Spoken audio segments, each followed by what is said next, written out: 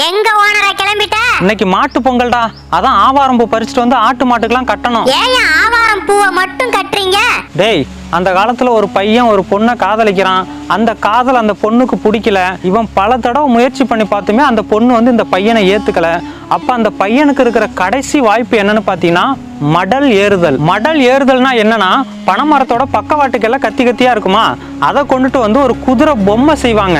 அந்த பொம்மைக்கு மேல அந்த பையனை உட்கார வச்சு அவன் தலையில வந்து எருக்கம் பூவும் குதிரை பொம்மையோட கழுத்துல வந்து ஆவாரம் பூ மாலையும் போட்டிருப்பாங்க. இப்ப அந்த குதிரை பொம்மையை ஊர்ல உள்ள சின்ன பசங்களாம் இழுத்துட்டு போவாங்களாம். அப்படி இழுத்துட்டு போகும்போது அந்த குதிரையில இருக்கிற அந்த பனைமரத்தோட கத்தி வந்து குத்தி கிழிக்குமா. அப்படி ரத்தம் சொட்ட சொட்ட தான் இழுத்துட்டு போவாங்களாம். இப்படி ஒரு இழிவான விஷயத்த யாருமே பண்ண மாட்டாங்களாம். அப்படி எந்த பையன் பண்றானோ அந்த பையன் மேல அந்த பொண்ணுக்கு காதல் வந்துருமா, இல்லைன்னா ஊர்ல உள்ளவங்களாம் பேசி சேர்த்து வச்சிருவாங்களாம். இததான் திருவள்ளுவர் காமம் உழந்து வருந்தினார்க்கு ஏமம் மடல் அல்லது இல்லை வலி அப்படின்னு குறிப்பிடுறாரா. அன்னைக்கு குதிரைக்கு கட்ட ஆரம்பிச்ச அந்த ஆவாரம் பூவை தான் இன்னைக்கு வரைக்கும் நம்ம மாட்டு பொங்கலுக்கு ஆடு மாடுகளுக்கு கட்டிக்கிட்டு இருக்கோம்.